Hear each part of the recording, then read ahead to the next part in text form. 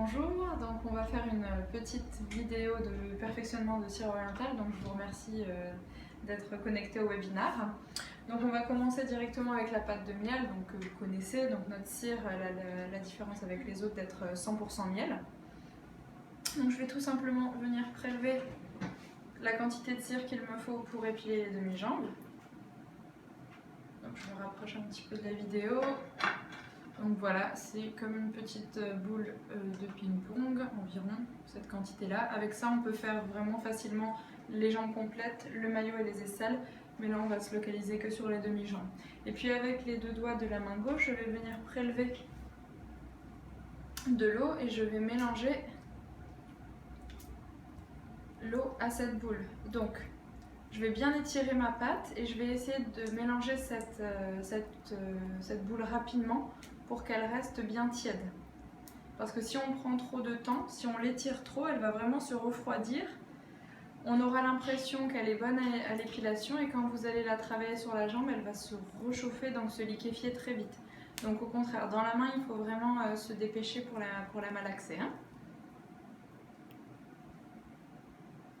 Donc notre modèle, c'est Océane, qui est aussi formatrice chez Charme d'Orient et qui peut répondre à vos questions en ligne. Donc si vous avez des questions, n'hésitez pas. Et si bien sûr vous entendez sa voix, c'est qu'elle répond en même temps qu'elle me transmet les questions.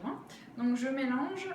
Ne vous fiez pas à la couleur, parce qu'en fait la couleur de la pâte ne veut pas dire que la pâte est prête ou non. C'est juste parce que je l'oxygène avec l'eau en la mélangeant, puisque c'est du miel. Mais c'est vraiment la texture que vous avez dans la main qui fait que vous sentez si la pâte est bonne. Puisque bien sûr, si la température de la pièce est chaude ou si elle est froide, ou au contraire s'il y a un temps plutôt humide ou plutôt sec, à chaque fois ça va changer. Donc quand ça commence à coller, c'est que ça commence à être prêt. J'ai oublié de préciser, vous devez vraiment bien mélanger avec ces deux doigts et surtout pas toute la main pour bien gérer la quantité d'eau que vous rajoutez dedans. Ça c'est très important parce que quand on rajoute trop d'eau, et bien après c'est trop liquide, donc on va rester collé. Et si on n'en rajoute pas suffisamment, la cire est trop dure et donc on va devoir appuyer. C'est comme ça qu'on sait si sa pâte est bonne ou pas. C'est si elle ne colle pas, si elle n'adhère pas à la jambe, ça veut dire qu'elle n'est pas suffisamment humide, donc pas suffisamment collante. Et si vous devez trop appuyer pour l'appliquer et donc qu'on fait mal un petit peu, c'est que ça va pas non plus, donc il faut rajouter de l'eau. Là, quand elle est comme ça, que je peux bien la malaxer, c'est suffisant. Ma boule est principalement sur mon index, parce que c'est vraiment l'index qui va m'emmener, manier la pâte et l'emmener là où je veux qu'elle soit. Donc, tout le monde connaît le mouvement, mais je vais le refaire. Donc ce qui est très important, c'est d'avoir la boule à l'intérieur, merci beaucoup, d'avoir la boule à l'intérieur, et on va griffer sa pâte. Donc on a les ongles relativement courts, mais il faut quand même avoir un peu d'ongles. On griffe sa pâte, et quand on arrive en bas, on lance. Et on repose derrière. Je remonte le mouvement. Hop. Donc là, je remets de l'eau.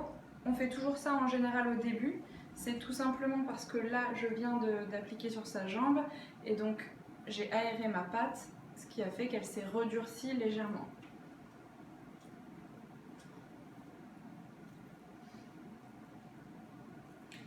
Donc vraiment pour gagner en efficacité, en rapidité, le plus important c'est d'aller lentement, bizarrement.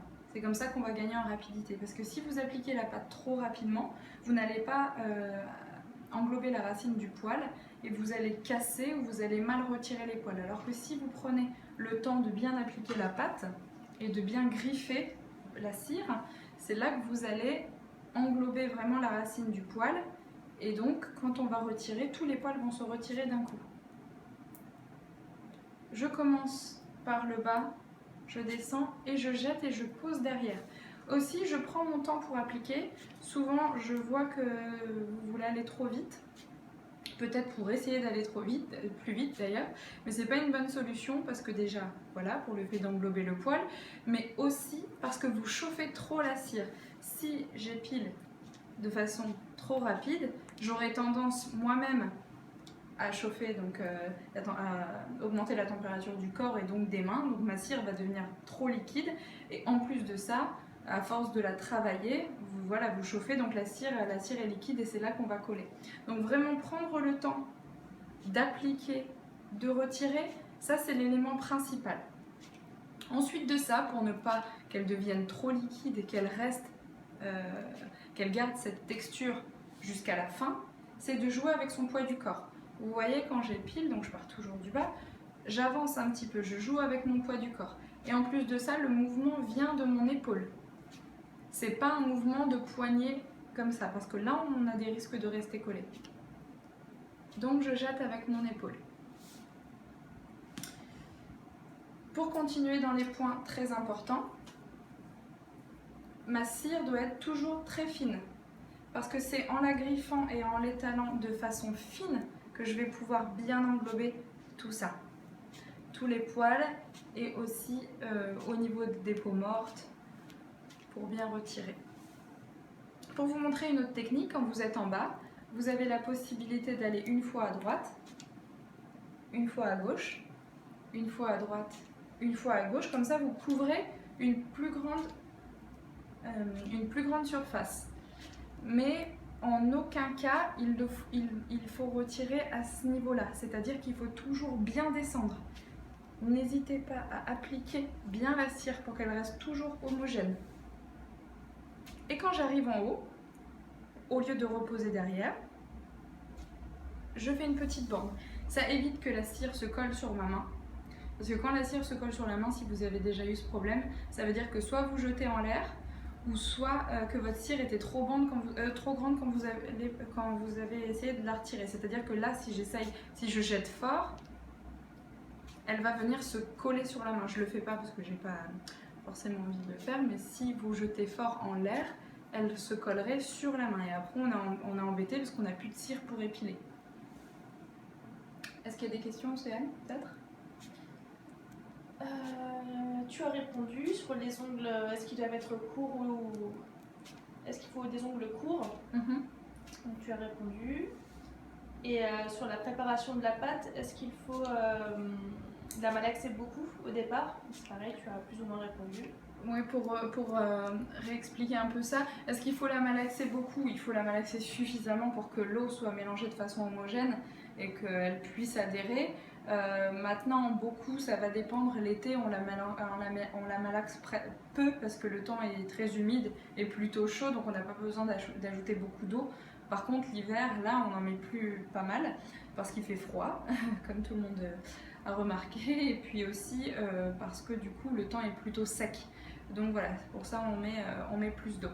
Je vais juste partir dans les situations si vous restez collé. Donc, ce qui se passe quand on reste collé, c'est souvent que la cire est trop liquide. Donc ça vient après un certain temps. Au début, les premières bandes, on ne colle pas. Et puis au fur et à mesure, on se rend compte qu'on colle. Pourquoi on colle? C'est déjà parce qu'on ne respire pas. Quand on ne respire pas, la température de séma augmente, donc la cire se ramollit, devient plus liquide et on colle. Quand on se dépêche aussi, bien sûr, on augmente la température de son corps et on colle. Donc il faut juste trouver des solutions pour garder ses mains fraîches. Et ça, c'est très important. Donc, le fait d'appliquer lentement, c'est l'élément numéro 1, parce que votre cire respire. Vous aussi, vous devez respirer, c'est très important. Jouer avec votre poids du corps, ça, on en a parlé. Maintenant, si vous arrivez à coller, il y a bien sûr des solutions pour se décoller. On ne rince jamais.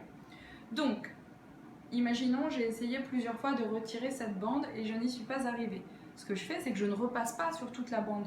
Puisque en le fait de repasser sur la bande, je vais continuer à la chauffer, donc à la liquéfier et elle va s'incruster dans la peau.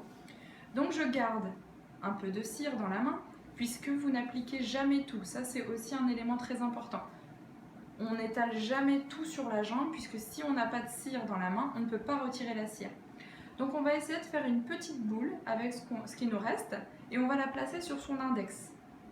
Et je vais partir du bas, environ à 1 cm du bas, et je vais descendre à 2 cm bien plus bas, sans appuyer, je descends doucement, et je retire fort, et je rattrape ça. Je mets sur mon index, je pose à ce niveau-là, et je retire, et je rattrape, puisque si je ne contrôle pas là où ma cire se colle, se redépose, c'est là qu'on recolle à nouveau. Donc il faut vraiment à chaque fois rattraper. Pareil, je retire vers mon modèle et jamais en l'air. Très important. Et quand je suis prête à finir, pareil, je refais la boule, je pose la boule et je retire. Peu importe si vous êtes collé à différents endroits, c'est toujours l'index, la boule sur l'index qu'on pose et qu'on retire. Et c'est très facile parce qu'en fait, c'est vraiment la cire qui retire la cire. Si vous êtes collé à différents endroits, mais que vous n'avez pas de cire dans la main, on a vraiment beaucoup de difficultés à se retirer. Alors que si je prends la boule et que je pose ma boule, c'est très facile de se retirer. C'est la cire qui fait que les deux adhèrent ensemble. Donc ça, c'est une chose. Ensuite, je vous l'ai dit tout à l'heure, mais je reviens dessus, c'est de bien redescendre. Souvent, on ne redescend pas assez. On reste à ce niveau-là. Il ne faut pas hésiter à redescendre plus bas et à retirer fort et fort et rattraper. Alors pour rattraper, vous avez deux solutions. Soit vous enroulez pour rattraper la pâte, soit hop, hop, hop pour rattraper la pâte. Et on refait toujours sa cire. Si vraiment vous n'y arrivez pas, la dernière solution, qui n'est pas de rincer, c'est de reprendre dans le pot, directement dans le pot, vous reprenez un peu de cire. Si, imaginons, toute ma cire est là et que c'est complètement liquide, je vais reprendre un peu de cire dans mon pot, de la cire dure donc, que je ne mélange pas à l'eau, voilà, et que je vais venir dans ma main malaxer pour mélanger cette cire dure à la cire molle qui se trouve dans ma main. Je fais ça pour vraiment enlever les grumeaux. Une fois que je sens que la pâte est bonne, pareil, je la mets sur mon index, je la pose en bas et je remonte. Est-ce que tu peux expliquer la différence de couleur de la cire? Bien sûr. Alors, donc la cire qui était sur la jambe, vous avez vu, est plus claire que celle que j'ai prise dans le pot. La cire qui est dans le pot, bien sûr, c'est du miel, donc elle est foncée comme ça, mais à force, elle s'est éclaircie parce que j'ai rajouté de l'eau, parce que je l'ai malaxée, donc elle s'est oxygénée, et aussi parce qu'il y a les peaux mortes. Donc ces trois facteurs font que la cire est beaucoup plus claire. Maintenant, il y a des cires qui deviennent presque encore plus claires que ça à la fin. Ça dépend vraiment du modèle, ça dépend de la façon dont vous malaxez la cire, etc. Mais vraiment, la couleur, c'est pas un élément important.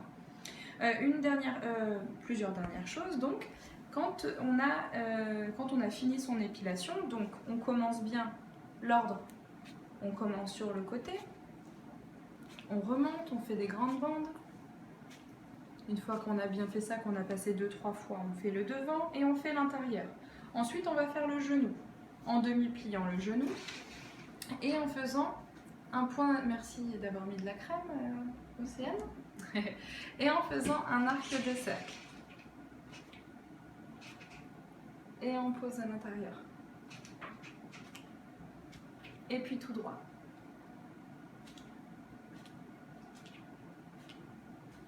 Une fois qu'on a bien fait le genou et qu'il reste peut-être des petits poils, on n'utilise pas la pince à épiler. La pince à épiler, c'est une perte de temps. Et en plus, le poil va repousser différemment qu'avec la cire orientale. Donc, on va appliquer sa pâte avec les ongles, comme on l'a fait auparavant. On va remonter avec le pouce et on réapplique avec les ongles. Tout ça pour englober le poil, comme vous pourriez le faire avec une spatule, où on va faire ce geste-là. Voilà, vous le faites avec les mains. On peut le faire 1 ou 2 fois, plusieurs fois. Et c'est comme ça qu'on retire vraiment tous les petits poils.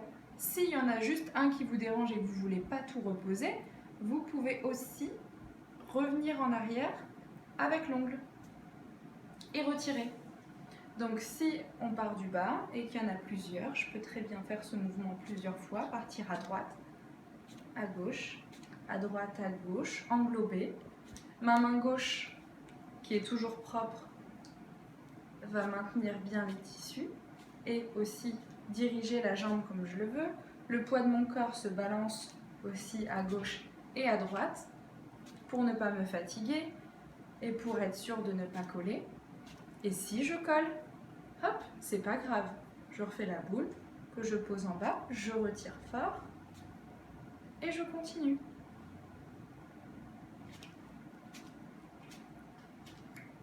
Une fois qu'on a bien tout retiré, on se rince les mains, donc bien sûr, à l'eau tiède, ça part bien mieux.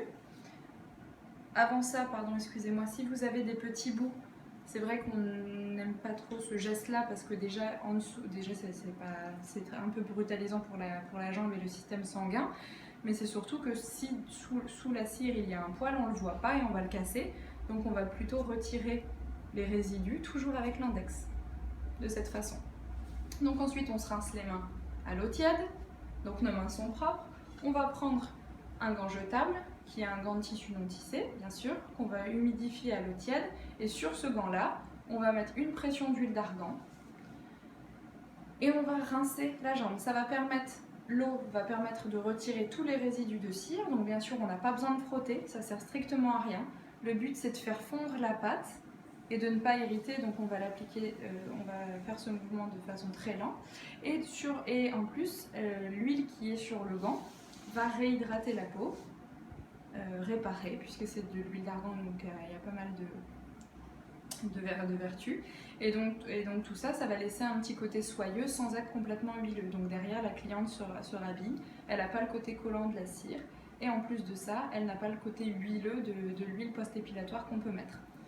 Voilà, je vous remercie pour ce webinaire et si vous avez des questions, n'hésitez pas à nous contacter. Bonne journée, au revoir.